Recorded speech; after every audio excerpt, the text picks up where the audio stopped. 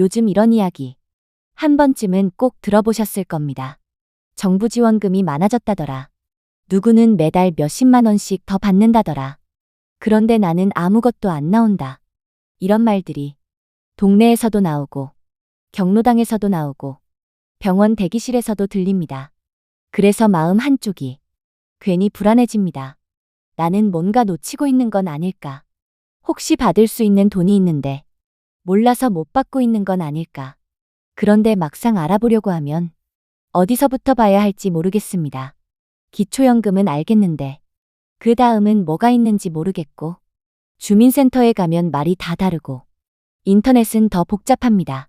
그래서 오늘은 딱 한 가지 목표만 가지고 이 영상을 준비했습니다. 지금 이 영상을 듣고 계신 바로 여러분이 이제부터는 헷갈리지 않도록 하는 것.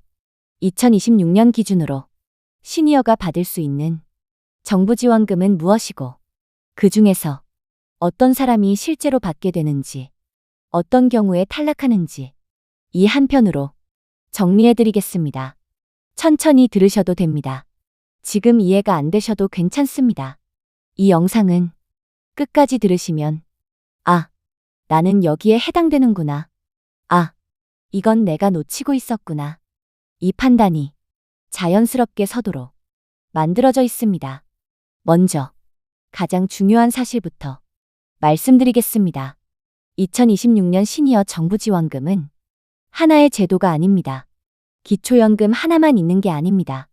여러 개의 제도가 따로따로 존재하고 각각 조건도 다르고 신청 방법도 다르고 심지어 담당 기관도 다릅니다. 그래서 한 가지만 알고 있으면 나머지는 전부 놓치게 됩니다. 지금부터 이야기를 잘 따라오시면 왜 어떤 사람은 여러 개를 동시에 받고 어떤 사람은 하나도 못 받는지 그 이유가 보이실 겁니다. 가장 먼저 많은 분들이 제일 크게 오해하고 있는 부분부터 짚어보겠습니다. 나이가 되면 자동으로 주는 돈이 많을 거라고 생각하시는 분들이 정말 많습니다. 하지만 현실은 정반대에 가깝습니다. 2026년 기준으로 시니어 지원금 중에서 자동으로 지급되는 것은 거의 없습니다. 대부분은 신청을 해야만 심사를 거쳐서 지급됩니다. 심지어 같은 나이, 같은 동네, 같은 형편이어도 누구는 신청해서 받고 누구는 신청 안 해서 한 푼도 못 받습니다. 그래서 첫 번째 기준은 소득도 아니고 재산도 아닙니다. 정보입니다. 아는 사람과 모르는 사람의 차이입니다. 이제부터 2026년 시니어 정부 지원금을 큰 그림부터 정리해드리겠습니다. 시니어 정부 지원금은 크게 네 갈래로 나뉩니다. 생활비를 보태주는 지원, 주거비를 줄여주는 지원, 의료비 부담을 덜어주는 지원, 그리고 이를 통해 받을 수 있는 지원. 이 네 가지입니다. 많은 분들이 기초연금 하나만 떠올리시지만 기초연금은 이 중에서 생활비 지원의 아주 일부에 불과합니다. 먼저 생활비와 직접 연결된 지원부터 이야기해 보겠습니다. 가장 대표적인 것이 기초연금입니다. 기초연금은 만 65살 이상이면 누구나 받을 수 있을 것처럼 생각하시는 분들이 많습니다. 하지만 기초연금은 나이만으로 결정되지 않습니다. 소득과 재산을 함께 보는 소득 인정액이라는 기준이 있습니다. 이 기준 때문에 나이는 되는데 탈락하는 분들이 생깁니다. 그런데 여기서 중요한 사실이 하나 있습니다. 집이 있다고 해서 무조건 탈락하는 게 아니라는 점입니다. 국민연금을 받고 있다고 해서 무조건 안 되는 것도 아닙니다.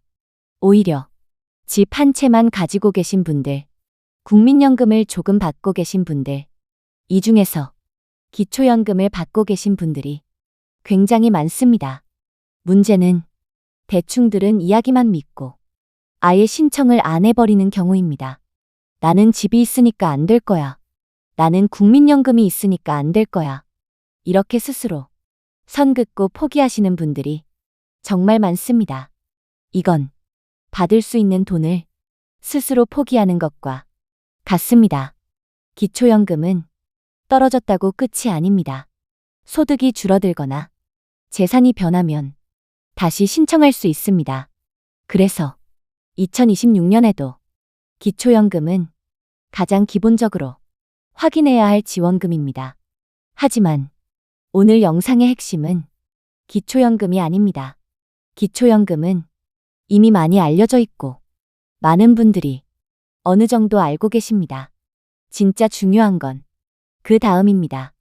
기초연금 다음에 이어지는 지원금들입니다. 이제 주거와 관련된 지원으로 넘어가 보겠습니다. 이 부분에서 정말 많은 분들이 놀라십니다. 나는 집이 있으니까 주거 지원은 해당이 안 될 거라고 생각하시는데 실제로는 집이 있어도 받을 수 있는 주거 지원이 존재합니다. 대표적인 것이 고령자 주거 지원입니다. 월세를 살고 계신 분들, 전세를 살고 계신 분들, 심지어 집이 있어도 주거비 부담이 크다고 판단되면 지원 대상이 되는 경우가 있습니다. 또 집을 보유하고 있어도 노후 주택이라면 집 수리 지원, 안전 손잡이 설치, 화장실 개조, 이런 형태의 지원이 따로 존재합니다. 이건 돈을 직접 주는 방식이 아니라 생활비가 나가지 않게 막아주는 지원입니다. 이런 지원을 받으면 실제로는 월 수십만 원을 버는 것과 같은 효과가 있습니다. 그런데 이 지원금들은 기초연금처럼 알아서 안내해 주지 않습니다. 본인이 직접 알아보고 직접 신청해야 합니다. 그래서 같은 동네에 살면서 누구는 집이 훨씬 편해지고 누구는 그대로인 경우가 생깁니다. 이제 의료비 지원으로 넘어가 보겠습니다. 이 부분은 2026년으로 갈수록 점점 더 중요해집니다. 나이가 들수록 병원 갈 일이 늘어납니다. 진료비, 약값, 검사비, 치료비, 이게 쌓이면 연금보다 의료비가 더 무서워지는 순간이 옵니다. 그래서 정부는 시니어 의료비 부담을 줄이기 위한 여러 제도를 따로 운영하고 있습니다. 문제는 이 역시 자동이 아니라는 점입니다. 어떤 분은 같은 병을 앓고 있어도 의료비 지원을 받아서 부담이 거의 없고 어떤 분은 똑같은 치료를 받으면서도 매번 전액을 본인이 부담합니다. 차이는 신청 여부입니다. 특히 기초연금 수급자, 차상위 계층, 의료비가 많이 드는 만성질환자, 이런 분들은 의료비 지원과 연계되는 제도가 여러 개 있습니다. 하지만 각각 따로 신청해야 하고 각각 다른 기관을 거쳐야 합니다. 그래서 이걸 한 번에 정리해주는 사람이 없으면 알기가 정말 어렵습니다. 이제 많은 분들이 가장 관심을 가지시는 일자리 지원으로 넘어가 보겠습니다. 2026년 정부 정책의 큰 방향 중 하나는 이겁니다. 어르신을 그냥 지원만 하지 않고 일할 수 있게 돕자. 그래서 어르신 일자리 예산이 계속 늘어나고 있습니다. 그런데 여기서 아주 중요한 오해가 하나 있습니다. 일을 하면 기초연금이나 생계급여가 다 깎일 거라고 생각하시는 분들이 많습니다. 하지만 어르신 공익활동, 사회서비스형 일자리, 이런 자리에서 받는 활동비는 대부분 기초연금 계산에 크게 영향을 주지 않습니다. 그래서 기초연금은 그대로 받고 활동비는 활동비대로 받는 구조가 가능한 경우가 많습니다. 이걸 알고 계신 분들은 이미 움직이고 있습니다. 반대로 이걸 모르시는 분들은 나는 일하면 손해라고 생각하면서 기회를 놓칩니다. 여기서 정말 중요한 점을 말씀드리겠습니다.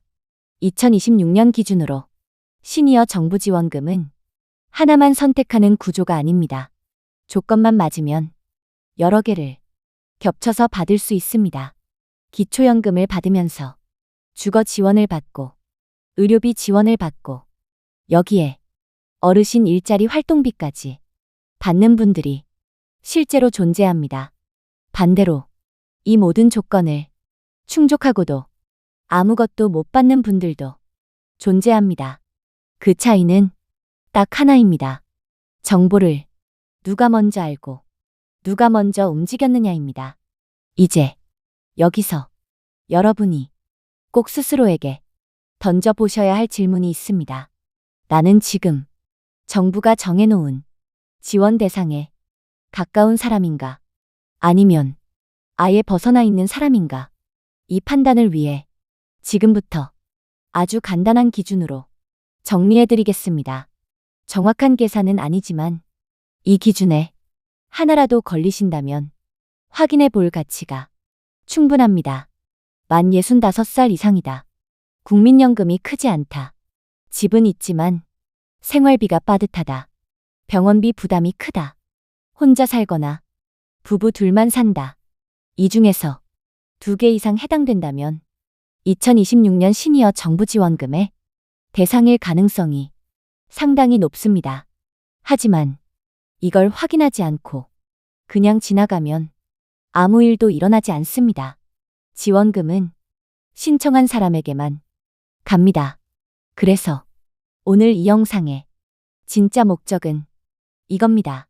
지금 당장 어디에 가서 무엇을 신청하라는 게 아니라 아, 나도 확인해 볼 대상이구나. 이 인식을 만들어드리는 것. 이 인식 하나만 생겨도 여러분의 선택은 완전히 달라집니다. 다음 영상에서는 오늘 이야기한 지원금 중에서 가장 많이 놓치는 것, 가장 문의가 많은 것, 이걸 하나씩 더 깊게 풀어드릴 겁니다. 오늘은 큰 지도만 머릿속에 그리시면 됩니다. 여기까지 들으셨다면 이제 여러분은 아무것도 모르는 상태가 아닙니다. 이제는 확인할 수 있는 상태입니다. 오늘 이 영상이 그 출발점이 되셨기를 바랍니다. 앞으로도 연금정보통은 복잡한 제도를 겁주지 않고 차분하게 끝까지 설명드리겠습니다. 여러분이 몰라서 손해보는 일 절대 없도록 함께 가겠습니다.